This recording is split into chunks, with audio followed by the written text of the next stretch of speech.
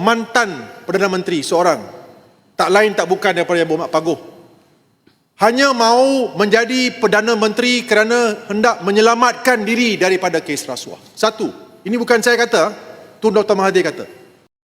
Gading, ini kerajaan, sana tu pembangkang. Jangan bagi pembangkang tu. Sebab semalam saya pun berdiri 3 kali. Masa ketua pembangkang semalam bahas, dia tak bagi. Sri Gading bagi saya tak? Sri Laling bagi saya tak? Silakan. Sebab ada tomahan. Tomahan di luar ni dia cakap, SPRM ni khususnya dia kata, yang ikan bilih ni dia dakwa. Ikan bilih. Yang mengamalkan rasuah salah guna kuasa ni, ikan bilih dia dakwa. Tapi jerung ni, yang jerung-jerung ni dilepaskan. Dan katanya ada campur tangan daripada kerajaan Madani, ada campur tangan daripada Yang Amat Berhormat Perdana Menteri. Ini merupakan satu tomahan. Saya nak minta Sri Gading tolong penjelaskan dalam Dewan Yang Mulia ini, adakah SPRM ni dia berat sebelah? Yang bilis dia dakwa, tetapi yang jerung dia tak dakwa. Begitu juga dalam persoalan berkaitan dengan anak Paguh punya suami, bukan menantu, saya tak sebut, tetapi yang ini anak Paguh punya suami. Isu ni pun saya rasa sepatutnya SPRM, kalau anda kata dia tahu anak Paguh punya suami ni ada di Dubai, sepatutnya pergi ke Dubai tu, ambil waran, tangkap, bawa balik dan dakwa dia di mahkamah dalam negara kita ini menggunakan sistem keadilan yang seadil-adilnya. Itu yang mahu kita terapkan, itu yang mahu kita gagaskan, itu yang mahu kita sampaikan kepada warga dan juga masyarakat yang terdapat di dalam negara kita. Terima kasih Tan Sri Speaker, terima kasih Sri Laling. Okey, masukkan dalam ucapan saya berkaitan dengan ikan bilis dan jerung tadi. Kita lihat bahawa apabila ada laporan berkaitan dengan susu politik Perdana Menteri sendiri, beliau tak ambil tindakan untuk menahan, bahkan silakan SPRM ambil tindakan. Itu yang pertama. Kalau kita lihat di sini keterbukaan Perdana Menteri untuk memberikan institusi penguat kuasa jalankan tugas. Sekiranya benda itu benar, ambil tindakan, dakwa. Begitu juga dengan apa yang kita harapkan, supaya isu yang berkaitan dengan orang yang pernah terlibat dalam pecah amanah dan sebagainya, tak kira lah sama ada dia anak ke, isteri ke, menantu ke dan sebagainya, sekiranya benda tu berlaku ataupun tidak berlaku, apa yang kita nak takut? Baliklah, janganlah lagi. Kalau betul dia tak bersalah, tapi kenapa dia lari? Kenapa dia melarikan diri ke luar negara? Itu persoalan yang perlu dijawab oleh pihak yang berkenaan. Sri Gading, saya juga minta laluan. Makin ramai pula ni. Berkenaan isu ini, Sri Gading, saya minta komen. Baru-baru ini Tun Dr. Mahathir, mantan Perdana Menteri kita, telah membuat satu pendedahan yang mengejutkan, mengatakan bahawa mantan Perdana Menteri seorang, tak lain tak bukan daripada Yang Berhormat Paguh, hanya mahu menjadi Perdana Menteri kerana hendak menyelamatkan diri daripada kes rasuah. Satu, ini bukan saya kata, Tun Dr. Mahathir kata.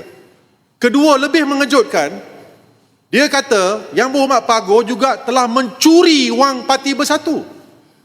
Sehingga hari ini, Yang Berhormat Paguh tak berani saman Tun Dr. Mahathir di mahkamah. Soalan saya, kenapa? Apabila dibangkitkan dalam Dewan Yang Mulia ini, semua sebelah sana bantah. Tarik balik. Tetapi Tun Dr. Mahathir kenapa tak berani saman dia? Itu soalan saya kepada Sri Gading. Mohon penjelasan. Masuk ke dalam ucapan saya. Saya nak ulas tentang dua penggal ini. Kalau katakan dua penggal ini, dia berkhidmat dengan baik, adakah perlu Parlimen ataupun kita luluskan, tambahkan peluang untuk dia melanjutkan sebagai Perdana Menteri? Dan bagaimana kalau katakan tak sampai satu penggal pun dah melakukan rasuah, dah melakukan pecah amanah, adakah kita nak teruskan kepada penggal yang kedua?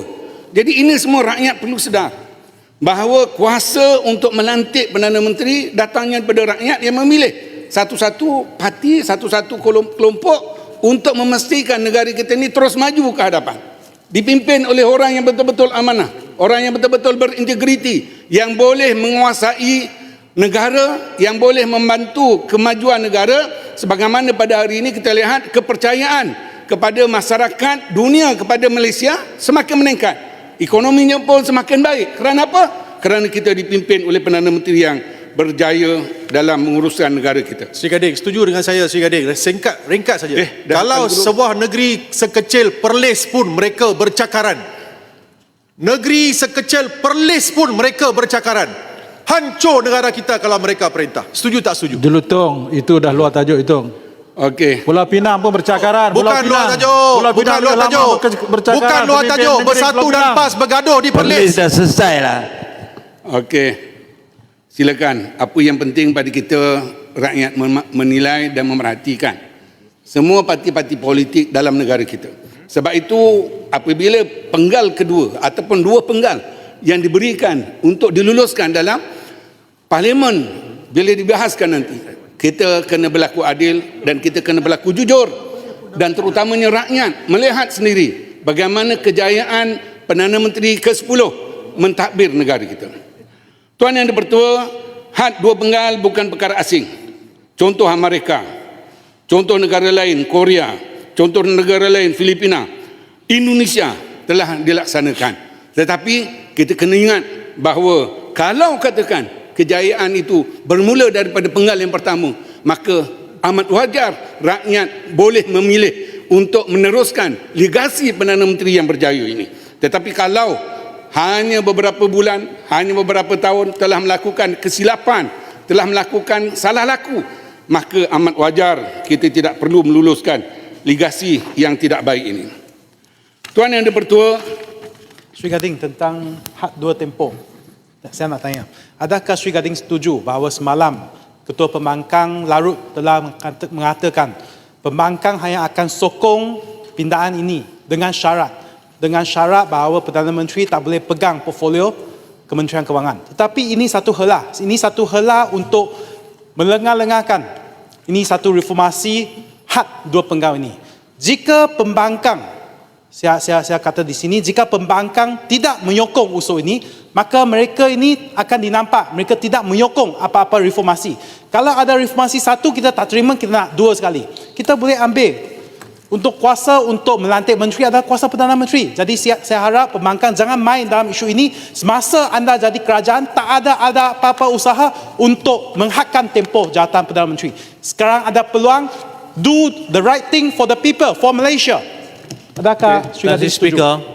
Speaker. saya Sri Gading, Ya. saya nak sentuh sikit kata waktu kita jadi kerajaan tak disentuh. Sebenarnya kalau dibincang, boleh ditanya Menteri Kabinet pada waktu itu, perkara ini telah dibincangkan pada waktu itu. Itu fakta. Terima kasih. Okey. Terima kasih. Masukkan semua perkara yang telah dibahaskan daripada Putrajaya, daripada Kampa dalam ucapan saya. Sebab dah banyak kacau ni. Ada poin banyak lagi ni. Tuan Speaker. Jadi perkara yang penting sekali ada berkaitan dengan 3R yang disentuh oleh Yang di-Pertuan Agong. Kita yakin dan percaya bahawa tuanku selaku penaung kepada negara kita melihat tentang kesepaduan rakyat yang perlu wujud. Hasil daripada kemakmuran itulah maka perjalanan negara kita akan lebih baik, terurus, hormat menghormati. Ini perkara yang penting, sama ada dari segi agamanya, dari segi rakyat kaumnya, ataupun dari segi kita punya kedaulatan sultan-sultan. Jadi saya Sri Gading amat mengharapkan supaya kita sebagai wakil rakyat yang bukan saja mewakili satu kaum, bukan saja mewakili satu agama, bukan saja mewakili satu daerah, tetapi kita bercakap di atas nama rakyat Malaysia, pemimpin negara Malaysia. Maka kita perlu menjaga hati setiap rakyat yang berada dalam negara kita.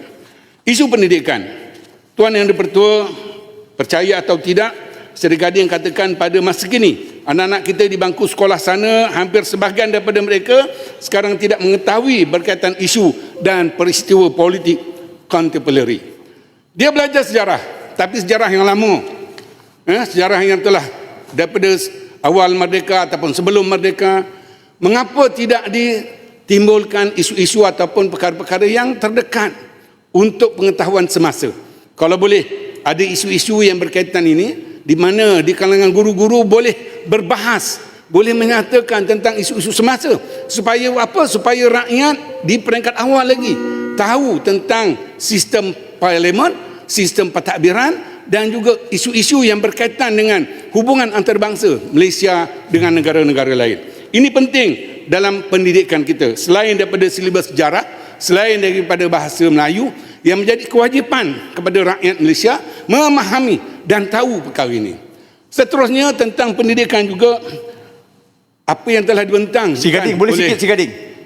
Si Gading boleh setuju tak Si Gading? Maksudnya dalam sistem pendidikan kita ni, kena diajar juga soal berkaitan dengan amalan fitnah. Bahayanya amalan fitnah yang berlaku dalam negara kita ni. Sebab itu saya nak tanya, kebetulan pula Tan Sri Speaker ada ni.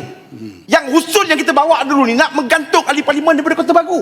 Sebab dia fitnah pegawai dan juga kaki tangan kerajaan yang ada dalam negara kita ini. Dahlah fitnah pegawai dan juga kaki tangan kerajaan, Ketua Pembangkang pun masa bahas dulu pun fitnah Timbalan Menteri KDN. Dalam Dewan Yang Mulia ni pun Ketua Pembangkang fitnah Menteri Dalam Negeri, Timbalan Menteri Dalam Negeri. Jadi saya rasa Si Daling, amalan berkaitan dengan fitnah ni pun saya rasa kena diterapkan dalam sistem pendidikan kita. Sebab amalan siapa fitnah yang fitnah Hulu Langat? negara yang kita sayangi ini. Terima kasih Si Gading.